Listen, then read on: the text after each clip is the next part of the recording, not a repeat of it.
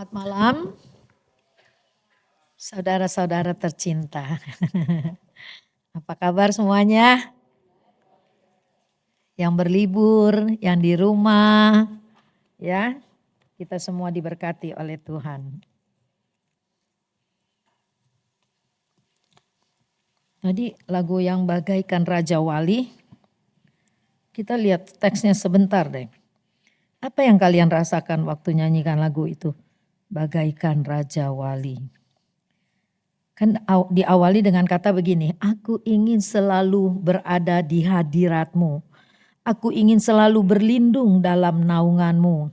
Di bawah kepak sayap-Mu, Kau bawaku terbang tinggi, melintasi langit biru, bagaikan Raja Wali.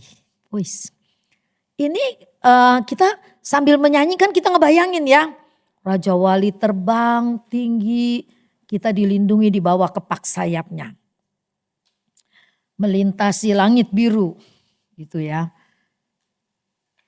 Udah lama nih saya nggak bawa, dulu udah pernah saya khotbah tentang Raja Wali.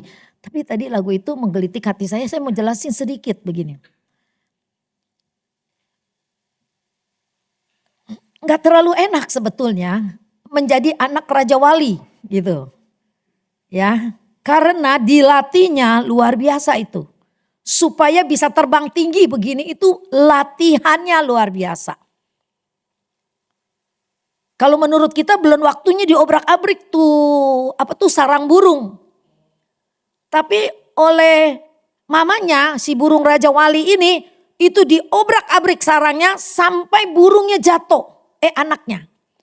Ketika anaknya jatuh nggak langsung ditolong. Jatuh terus kayak orang terjun payung.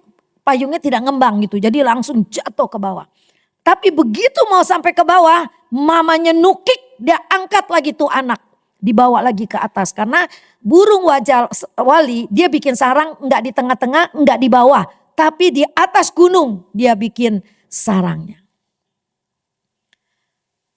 Dibuang berkali-kali seperti itu, enggak mati. Gitu ya. Belum pernah kan dengar cerita burung Raja Wali waktu ngelatih anaknya, kepalanya hancur, jatuh ke batu karang. Enggak pernah. Karena ketika udah mau menyentuh tanah, dengan cepat dia menukik dan dia ngangkat itu anaknya. Nah ketika kita nyanyi ini, bagaikan Raja Wali melintasi langit biru. Berarti kita juga masuk pelatihan-pelatihan seperti anak Raja Wali. Baru kita bisa ikut sama mamanya Raja Wali itu terbang tinggi melintasi langit biru. Terus saya berpikir begini. Kita ada godaan dikit aja rasanya udah pengen mundur. Ada godaan dikit, ada persoalan rasanya nggak habis-habis. Kita udah mau give up, mau menyerah gitu. Padahal lagu ini bilang kalau kita mau menikmati hadirat Tuhan. Ya, kalau kita mau, bentar dulu bentar ya. Udah waktunya ganti iPhone kali ya.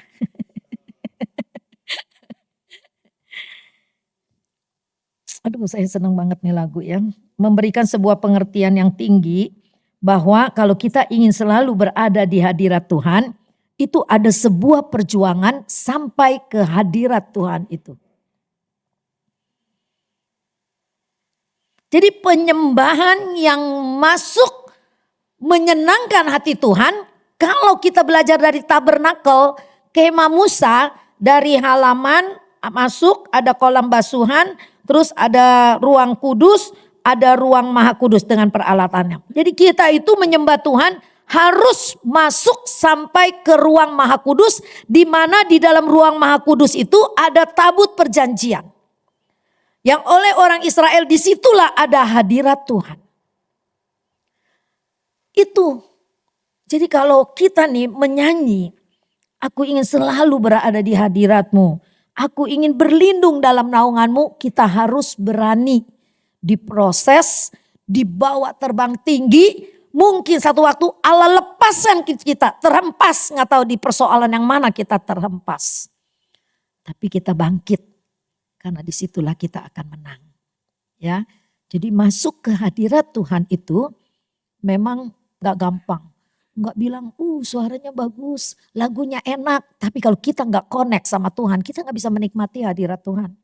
Itu yang saya rasakan. Jadi saya bagikan supaya ketika kita menyanyilah dengan sungguh-sungguh.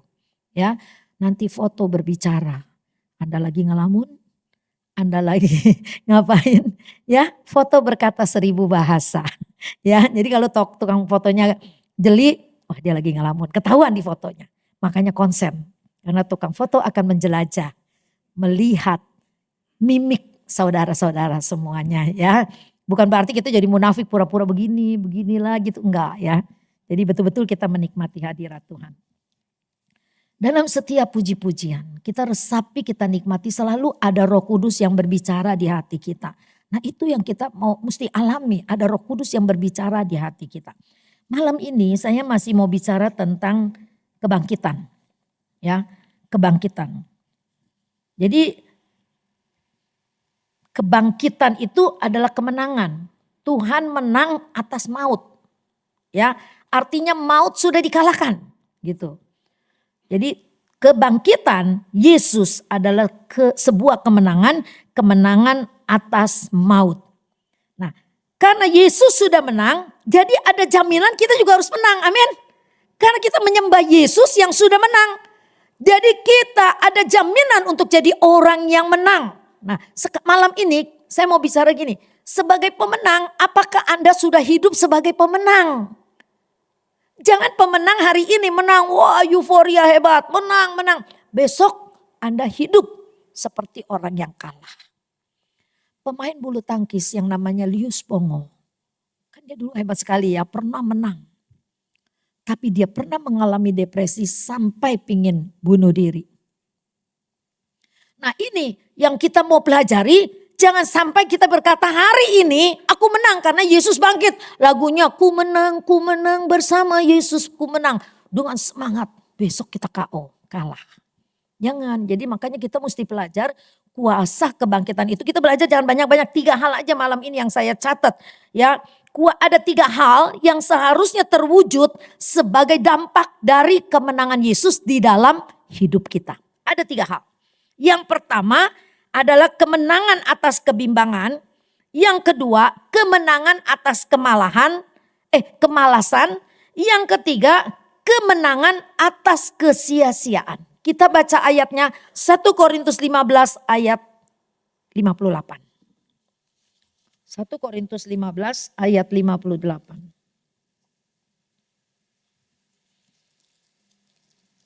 Ayat yang sebetulnya sudah harus kita hafal ini. Ya, 1 Korintus 15 ayat 58 ini udah mesti kita hafal karena tiap tahun akan dipelajarin terus. Ya, topiknya yang pertama ayat 1 Korintus 15 itu adalah kebangkitan Kristus. Ya, tentang kebangkitan Kristus, tetapi Rasul Paulus menutup pasal 15 ini, kita lihat ya dari judul perikopnya dari ayat 1, kebangkitan Kristus. Ya. Lalu yang perikop kedua, kebangkitan kita. Jadi ada kebangkitan Kristus, ada kebangkitan kita. Lalu tapi kalau di dalam bahasa Inggrisnya dia tulis gini, the risen Christ is our hope. Jadi kebangkitan Tuhan adalah pengharapan kita. Tapi di dalam Alkitab bahasa Indonesia dia cuma tulis kebangkitan kita. Dalam bahasa Inggris itu pengharapan kita. Lalu ayat 20 sebetulnya ada temanya lagi, the last enemy destroy. Artinya maut sudah dikalahkan. Dan ayat 35 tentang kebangkitan tubuh, ya bahasa Inggrisnya disebut glorious body, ya kebangkitan tubuh. Nah ayat yang terakhir dari ayat 50 dikatakan our final victory, ya. Jadi dari tema itu aja kita udah bisa menangkap firman Tuhan itu bicara apa. Jadi kalau ayat 58 ya yang dikatakan begini, ini menutup pasal 15, Rasul Paulus memberikan sebuah nasihat seperti ini. Karena itu saudara-saudaraku yang kekasih, berdirilah teguh, jangan goyah. Dan giatlah selalu dalam pekerjaan Tuhan. Sebab kamu tahu dalam persekutuan dengan Tuhan, jeripayamu tidak sia-sia. Jadi saya hanya bagi 3 hal. Berdirilah teguh, jangan goyah. 1, giatlah selalu dalam pekerjaan Tuhan, jangan malas. Lalu yang ketiga adalah dalam persekutuan dengan Tuhan, jeripayamu tidak sia-sia. Tapi tadi saya udah ringkas dengan kemenangan atas kebimbangan yang pertama. Terus yang kedua, kemenangan atas kemalasan, kemenangan atas kesia-siaan. Berdirilah teguh, jangan bimbang. Kenapa? Kenapa bisa dinasehatin seperti itu? Berdirilah teguh, jangan bimbang. Karena jemaat Korintus waktu itu dihantam dengan berbagai filsafat, dengan berbagai pengajaran-pengajaran yang masuk. Ada yang percaya kebangkitan tubuh, ada yang tidak percaya tentang kebangkitan tubuh. Dan Paulus masuk menjelaskan itu semua supaya jemaat Korintus jangan beralih imannya karena perkara-perkara yang seperti itu.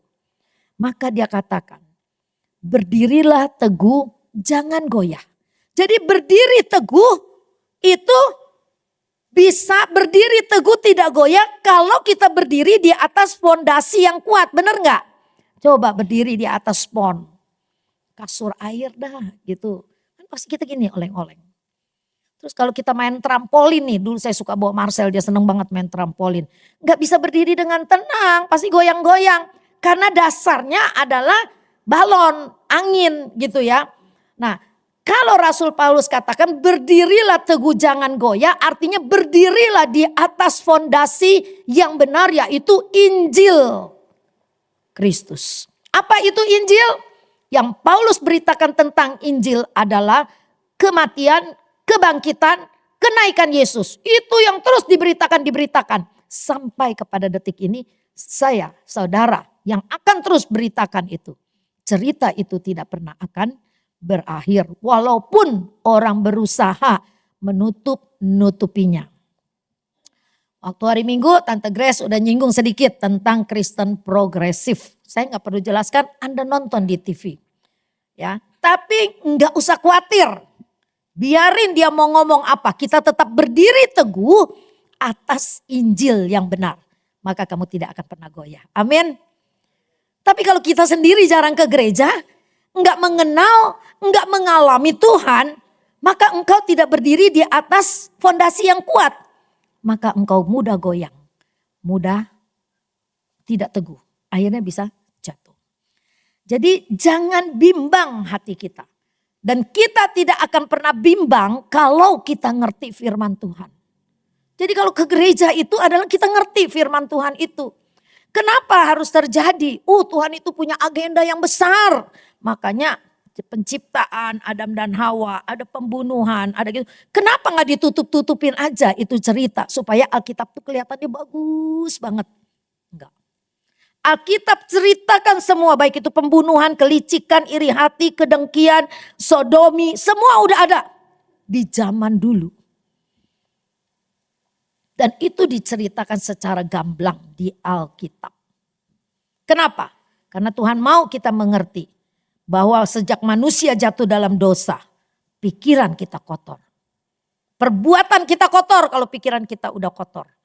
Ya, jadi kuasa kebangkitan yang memberikan kemenangan itu harus menjadi sebuah fondasi yang kuat dalam hidup kita untuk kita tidak bimbang. Dulu waktu masih remaja ya. Sekarang saya kalau mikirin hidup saya nih ya, saya tahu Tuhan tuh memimpin dengan luar biasa. Bukan tidak ada gelombang, bukan tidak ada badai, ada banyak. Dan sampai pernah protes sama Tuhan. Aku masih muda Tuhan, karena aku kan kawinnya juga muda. Aku masih muda Tuhan, kenapa aku dihajar begini? Aku gak sanggup Tuhan. Ya itulah klisenya kita nih anak-anak remaja. Masih remaja lah kalau menurut saya gitu. Kawinnya 21 tahun.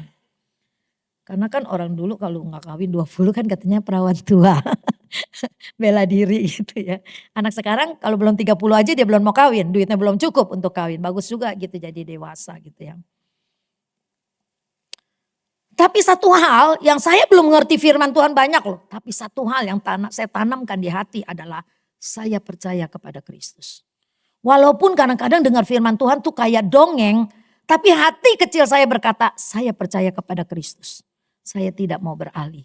Nah, keyakinan yang sederhana dan kokoh untuk seorang muda pada waktu itu, itulah yang membawa saya, akhirnya saya kuat melewati badai, melintasi langit biru, dan kepak sayap Tuhan itu melindungi saya. Maka kuasa kebangkitan yang pertama memberikan kemenangan adalah kemenangan atas kebimbangan.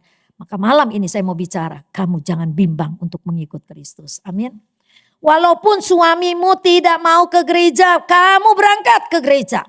Walaupun istrimu tidak mau ke gereja, kamu berangkat ke gereja karena kamu ngerti firman Tuhan. Dan kamu mau kuat. Ketika kita hidup kudus, Rasul Paulus katakan seisi keluargamu dikuduskan. Bukan berarti suamiku berdosa dikuduskan. Enggak, nanti lama-lama dia akan berubah hidupnya. Yang penting kita, ada orang enggak, tunggu suamiku akhirnya dua-dua enggak ke gereja, sayang banget gitu ya. Nah ini pengertian yang Tuhan taruh di hati saya, tanamkan. Jangan ada kebimbangan. Ada yang bilang, aduh malu lah yang lain berdua-duaan tuh kayak Cipto gitu kan manis banget tuh ya. Ya kayak Yosef gitu manis banget tuh, kayak Sinta Mariki manis tuh. Si Kiki apalagi tuh ya dengan Cynthia manis tuh, manis-manis semuanya. Apa saya tidak manis karena saya sendiri? Tetap manis. Ya kalian yang duduk sendiri tetap manis di hadapan Tuhan karena imanmu yang kuat itu yang memberikan kemenangan. Jangan cuma menang pada waktu perayaan hari kebangkitan. Wah, angkat tangan, menang, besok KO, jangan, ya. Yang pertama, kemenangan atas kebimbangan, nasihat Rasul Paulus katakan teguh dan tidak goyah. Teguh dan tidak goyah. Yang saya katakan tadi berdiri di atas kebenaran firman Tuhan yaitu Injil. Jadi orang mau bilang apa tentang Injil? Yesus selingkuh dengan Maria. Ada gosipnya seperti itu. Atau orang mau bilang sekarang, Yesus bukan satu-satunya juru selamat. Itu Kristen progresif. Gak perlu bimbang, saya tetap percaya sama Yesus. Hatimu berkata gitu. Nah ketika hatimu berkata, iblis dengar dan dia pergi. Ini orang tidak tergoyahkan gitu ya. Jadi hati kecil berbicara, Roh Kudus sudah mendengar dan dia menguatkan kita ya. Lalu berdirilah teguh artinya begini. Kita hidup dalam suasana yang pasti. Bukan seperti trampolin begini-begini. Kan gitu kalau di trampolin kita gak bisa. Pernah gak sih main trampolin? Yang belum pernah ntar buka YouTube bagaimana sih main trampolin gitu ya. Saya aja juga tahu ketika nemenin cucu gitu ya. Nah jadi kepastian dan keselamatan di dalam kuasa kebangkitan Kristus itulah yang menjadi keyakinan Martin Luther. Maka pada waktu itu ketika dia mengerti tentang kematian kebangkitan Kristus, dia langsung bergerak. Gereja harus berubah. Martin Luther senang banget deh kalau punya waktu baca biografi Martin Luther. Bagaimana dia melihat kebobrokan di Vatikan, di Roma. Bagaimana dia melihat surat pengampunan diperjualbelikan. Akhirnya dia protes. Ya, maka ada gereja Protestan. Iman, ketika kita beriman pada kebangkitan Kristus dan kebangkitan tubuh kita, Kristus bangkit sebagai buah sulung dari kebangkitan. Nanti kita juga akan dibangkitkan. Yang pertama kali kita sekarang nih mati dikubur. Kita setia sampai napas terakhir kita dikubur. Nanti ketika Tuhan datang kedua kali. Orang-orang yang setia, yang saleh, yang ada di dalam kubur itulah yang dibangkitkan dulu. Kita yang masih hidup diubah tubuhnya menjadi tubuh kemuliaan Tuhan. Siapa yang akan diubah? Orang yang setia sampai pada akhirnya. Nah, iman pada kebangkitan Kristus dan kebangkitan tubuh kita yang kita percaya itu di dalam Kristus Yesus itu dengan iman juga kita bisa berkata kedatangan Tuhan yang kedua kali itu pasti. Bukan dongeng, bukan tafsiran. Dia pasti akan datang kembali karena dia bilang gini, aku pergi kepada Bapa dan nanti aku datang lagi menyediakan tempat bagimu. Itulah janji sorga. Sorga ada. Yesus memang ada di dalam sorga. Dan dia akan datang menjemput orang-orang saleh. Jadi apakah kita masih perlu ragu? Jangan ragu, tetap percaya kepada Tuhan. Kenapa kita harus hidup dalam kuasa kebangkitan itu? Dan mengerjakan keselamatan dengan takut dan gentar. Terus berdiri teguh tidak goyang. Karena ada pengharapan. Tadi kan bilang gini ya. Nih yang bahasa Inggrisnya dia bilang the risen Christ is our hope. Kebangkitan Tuhan itulah pengharapan kita. Pengharapan apa? Pengharapan kita akan berjumpa lagi dengan Yesus ya. Kita akan berjumpa lagi dengan Yesus. Pengharapan kelak ia akan datang kembali seperti yang Tuhan janjikan. Aku akan datang kembali. Lalu kenapa kita harus hidup dalam kuasa kebangkitan? Karena itulah yang membuat kita bisa berdiri teguh. Jadi ada sebuah pengharapan. Terus kita misalnya ini mau ke Jakarta nih, kita gak punya tujuan. Mudah-mudahan sampai, kita gak tahu mau sampai kemana. Terserah aja sampai kemana. Itulah orang yang tidak ada pengharapan. Jalan aja ngelamun kayak saya kemarin. Mestinya belok ke sini saya lurus aja, begitu saya lihat, hah Pondok Indah Permata Hijau. Kaget, mana macet bukan main. Nah ini nih nyetir tanpa arah. Ya hidup tanpa imannya juga begitu. Ikutin aja orang ke gereja, ikutin aja. Oh, di sana ada KKR, ikutin. Di sini ada kesembuhan, ikutin. Di situ ada Kristen progresif, ikutin. Akhirnya kacau. Ada orang yang gila karena agama. Dia masukin semua, dia cerna sendiri. Akhirnya bekerja iblis. Dibikin kacau, akhirnya gila. Kenapa saya tahu? Ketika saya mengunjungi rumah orang gila, ada orang yang seperti itu, ya. Yang kedua tadi apa? Kemenangan atas kemalasan. Orang yang menang kan kagak mudah ya. Kalau kita nih bicara kemenangan tuh gak mudah loh untuk orang menjadi pemenang. Dilatih berkali-kali. Digodok, tenaganya harus kuat. Kalau untuk pemain sepak bola apalagi aduh ampun dah. Muterin keliling lapangan sampai berapa puluh kali lah, push up lah apa gitu ya. Depan sekolahan Marcel itu setiap pagi ada anak-anak yang dibotakin semua masih muda kokor-kokor. Wah push up, wah gak ada berhentinya. Saya sampai penasaran, saya tanya ini anak-anak mau dibawa kemana sampai latihannya begitu keras. Jadi ABK kapal aja mesti begitu loh. Soalnya nanti dia mau rescue orang-orang yang mau tenggelam. Kalau dia lembek-lembek dia yang tenggelam. Gak bisa nyelamatin orang. Itu dilatih sedemikian rupa. Nah, kalau kita sebagai orang yang menang terus kita males-malesan ya. Padahal ada tugas. Kerjakanlah keselamatan itu dengan takut akan Tuhan. Beritakanlah Injil, jadilah saksi. Tapi kita gak pernah bersaksi. Karena kita bilang gini, gak tahu apa yang mesti disaksikan. Saksikan ya pengalaman, mengalami mujizat Tuhan. Saksikan itu betul. Gue mah percaya banget sama Kristen. Bilang gitu ya. Gue percaya banget sama Tuhan. Saksikan hal-hal yang sederhana. Jangan ke gereja enggak. Belajar Alkitab enggak. Berdebat sama orang. Saya bingung yang begitu. Dasarnya apa dia berdebat? Enggak, kita gak usah berdebat. Kekristenan bukan untuk didebatkan. Tapi kita percaya Injil itu ada. Ini dari berapa puluh ribu tahun loh. Dari ribuan tahun loh Injil ini gak berubah-berubah. Paling bergeser dikit karena penterjemahannya. Dari ada orang Cina asli dia demen yang Mandarin karena pengertiannya lebih dalam. Ada orang yang jago bahasa Yunani dia lebih seneng bahasa Yunani. Karena lebih dalam. Diterjemahkannya gak boleh ke Indonesia mesti ke bahasa Inggris gitu ya. Nah yang ayat 58 dia bilang begini. Ayat 57. Tetapi syukur kepada Allah yang telah memberikan kepada kita kemenangan oleh Yesus Kristus Tuhan kita. Ketika saya belajar ini ayat 57 ini saya sedikit jelaskan. Di dalam bahasa Yunaninya dia tidak berkata kata syukur dulu. Tapi dia berkata kepada Allah. Ya, jadi dia kepada Allah baru bersyukur. Jadi artinya kemenangan itu bukan kemenangannya yang itu kita agung-agungkan. Tapi Allah yang sudah mengerjakan kemenangan itulah dia prioritas nomor 1 di dalam hidup kita. Ya, Allah yang menjadi penyelamat itu. Di sini kan di Indonesia ini kan gitu. Tetapi syukur kepada Allah. Tapi di dalam bahasa Yunani-nya dikatakan kepada Allah.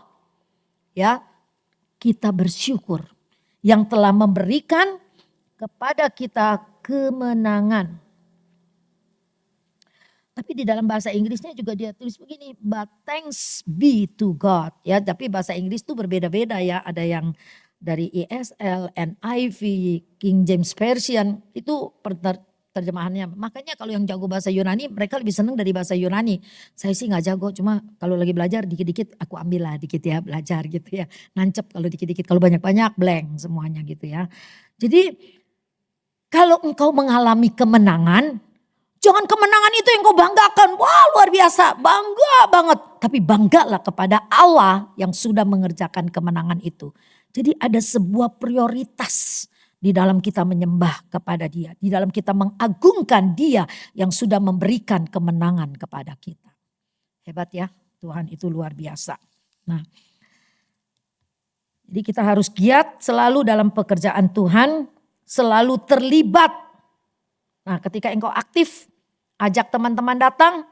Ya ketika engkau nyanyi rame-rame nih kita nih kalau minggu nyanyi rame-rame. Itu udah merupakan suatu kesaksian loh. Semua orang lihat, wah saya kira nyanyi sekarang banyak banget gitu ya. Bukan soal banyak ya, tapi ketika kita tampil ada sebuah kesaksian yang baik yang boleh dilihat orang lain tanpa kita berfirman kepada orang lain. Kegiatan kita, perbuatan kita. Ya, itulah kemenangan atas kemalasan. Jadi jangan males-males lagi ya. Nanti bulan Juli mau nyanyi ya, semua ikut. Nanti dilatih sama maestro kita. Yang ketiga, kemenangan atas kesia-siaan. Ini nasihat Rasul Paulus ini untuk umat yang gigih mempertahankan persekutuan dengan Tuhan. Jadi perkataan ini dikatakan kemenangan atas kesia-siaan. Jadi kalau engkau setia, engkau bertahan di dalam sebagai keadaan, tidak akan sia-sia jerih payahmu. Lalu nasihat Paulus juga maksudnya selain dipertahankan dengan gigi, juga harus dipelihara agar tidak goyah. Ya. Jadi nasihat Paulus itu mempunyai arti yang dalam. Ya. Kita harus gigih mempertahankan. Terus kita harus memelihara pertahanan yang sudah ada. Makanya orang udah menang, terlalu fokus kepada kemenangannya, akhirnya kalah. Udah kalah, suka down ya, post power syndrome. Jadi wah ketika gak menang lagi sakit. Pejabat-pejabat kan kita lihat ya kalau masih menjabat, jabatan tinggi, seger mukanya. Ketika jatuh oleh sebuah kasus, gak lama lagi meninggal. Gak kuat. Nah tapi kita anak Tuhan yang sudah diberikan kemenangan. Kemenangan atas kesia-siaan. Artinya begini. Tidak ada yang sia-sia dalam kita menjalani hidup. Kita pertahankan kemenangan itu. Dan kita pelihara. Supaya tidak goyah. Jadi imanmu, persekutuanmu dengan Tuhan dipelihara. Supaya jangan goyah. Sekali goyah kamu jatuh. Kalau jatuh Tuhan masih ampunin. Diangkat. Tapi kalau kamu tidak bertahan dan tidak berusaha memeliharanya, kamu akan jatuh dan jatuh lagi. Ada banyak orang yang seperti itu. Jadi dalam persekutuan dengan Tuhan yang telah menang itu, maka hasilnya kita akan menikmati. Kita akan mengalahkan kesia-siaan itu. Jadi hasil dari kita mempertahankan kemenangan yang Tuhan berikan kepada kita, itu memuaskan jiwa kita. Ada sebuah kepuasan ketika kita melayani Tuhan. Ada sebuah kepuasan ketika kita melakukan firman Tuhan. Ada sebuah kepuasan dalam jiwa kita ketika kita bersekutu dengan saudara-saudara seiman kita. Ada sebuah kepuasan dalam jiwa kita ketika kita bisa berbagi dengan orang-orang yang memang memerlukan pertolongan dari kita. Ayo, saya mau semua mengalami kuasa Tuhan. Kuasa kebangkitan itu ada di dalam kita. Maka jangan melempem ya. Suami istri, maka suka saya bilang istrimu melahirkan kau jangan ikut cuti 3 bulan. Kau mesti datang ke gereja suami. Berdoa sama Tuhan supaya istrimu sehat, anakmu sehat. Ya istri kan lagi cuti melahirkan. Nah, kalau suami melahirkan istri datang. Melahirkan apa itu suami? Ya, jadi mari kita bangkit di tahun 2024 ini. Setelah kita memperingati hari kematian dan kebangkitan Kristus.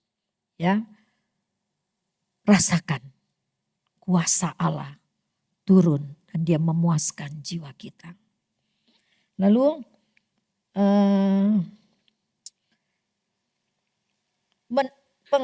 ini kebangkitan Tuhan itu memberikan sebuah pengharapan. Pengharapan itu mendorong kita untuk lebih giat dalam melayani Tuhan.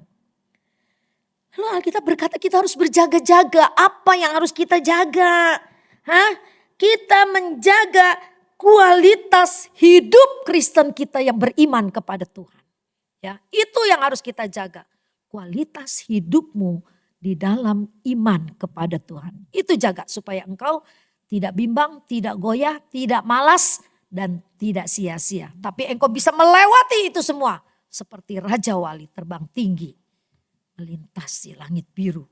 Untuk masuk ke dalam hadirat Tuhan. Ya, puji Tuhan. Hiduplah sebagai orang yang apa? 1, 2, 3. Hiduplah sebagai orang yang menang. Kenapa ragu-ragu? Udah dibilang jangan bimbang. Kenapa masih bimbang aja? 2, 3, kita harus hidup sebagai orang yang menang. Emang kalau kamu menang di situ, gue menang lu. Terus gak? Gue menang lu. Enggak kan? Hore menang gitu kan. Kenapa takut mengatakan itu? Mungkin malam ini kalah. Gak apa-apa. Firman Tuhan menegur kita, gue harus menang. Gue gak boleh kalah, gue mesti bangkit. Sakit bisa sembuh. Hutang bisa terbayar. Kalau kerja ya. Terus lemah bisa dikuatkan. Sakit hati bisa disembuhkan gak? Sakit hati bisa disembuhkan ketika engkau mengampuni. Bukan pergi ke dokter jiwa, sakit jiwa. Sakit hati bisa disembuhkan bukan ke dokter liver. Tapi engkau mengampuni. Wah, luar biasa. Mengampuni itu luar biasa. Ada orang yang ketabrak. Dulu kan saya pernah bilang si Mehmet itu ya. Dia nembak Paus Yohanes. Terus Paus Yohanes ngunjungin dia di penjara. Doain dia sampai si Mehmet keluar. Kalau gak tahu Mehmet apa Mamet gak ngerti. Pokoknya ada Metnya. Sampai dia keluar dia jadi Kristen. Pengampunan itu luar biasa sekali. Nah saya pernah baca lagi di Mansor. Seorang suami karena dia kacau, dia nyetir ketiduran, dia nabrak mobil di depan. Mobil di depannya itu berisi istrinya yang sedang hamil dan anaknya yang sudah umur 12 tahun. Singkat cerita istrinya meninggal dengan anak yang di dalam kandungannya. Anak perempuannya luka-luka, dianya tidak. Nah, ketika di dalam pengadilan kan mesti diadilin kan, itu memang peraturan kan. Yang jadi korban dia datang. Supaya diringankan hukumannya. Kenapa? Saya mengampuni kamu dia bilang. Dia maju, saya mengampuni kamu. Karena saya pun sudah diampuni oleh Kristus. Nangis dia. Pengampunan itu luar biasa. Bagaimana kita tahu kita sudah mengampuni orang? Ada orang bilang gini, saya ampuni kok tante. Tapi saya benci banget sama dia. Nah kita masih punya embel-embel. Mengampuni bahwa kita tahu kita sudah mengampuni artinya gini. Dia nyakitin hati saya. Tapi saya berdoa, Tuhan ampuni dia dan Tuhan berkati hidup dia. Ketika saya lihat muka orang itu, udah gak ada kebencian. Itu artinya Anda sudah mengampuni, Anda lulus di dalam sekolah pengampunan. Tapi ketika kita bilang kita mengampuni, ngelihat muka dia sebel banget. Aduh kalau bisa tuh orang jangan ada di dunia ini. Wah itu bahaya. Belum mengampuni dan hidupmu pun tidak sejahtera. Ketika saya belum mengampuni bapak saya gak pernah ucapkan, tapi di hati kecil saya benci banget. Karena perbuatannya menyakiti mama saya. Akhirnya mama saya hidup dalam kesendirian. Ya sengsara lah menurut saya gitu ya. Nah, Terus kepenuhan Roh Kudus menegur saya begini loh. Kasihilah musuhmu seperti, kasihilah musuhmu. Terus saya protes, saya gak punya musuh Tuhan. Saya kepada siapa aja baik, saya tidak punya musuh. Ketika saya begitu, muka Bapak saya terbayang. Bapak saya musuh tersembunyi yang tidak saya sadari. Ketika saya itu belum penuh Roh Kudus. Nah, ketika saya menyadari itu, saya belajar mengampuni. Tuhan, saya tahu ini Roh Kudus negur saya. Saya mau belajar mengampuni. Bapak saya tuh hidupnya susah banget waktu itu. Jadi miskin lah boleh dikatakan. Akhirnya mulai saya tiap bulan rutin kasih dia. Ketika saya mulai mengampuni, bisnis suami saya itu mulai terbuka sedikit-sedikit. Akhirnya kami sampai pernah diberkati luar biasa. Itu ketika pengampunan itu mulai berjalan. Tapi ketika pengampunan belum berjalan kayak neraka, rasanya ini gak cocok, itu gak cocok, nyebelin banget, kayaknya pengen marah melulu, emosi melulu. Lepaskan pengampunan. Karena Kristus sudah mengampuni kita di atas kayu salib ketika kita masih berdosa. Amin. Tidak saya panjangkan, mari kita berdoa.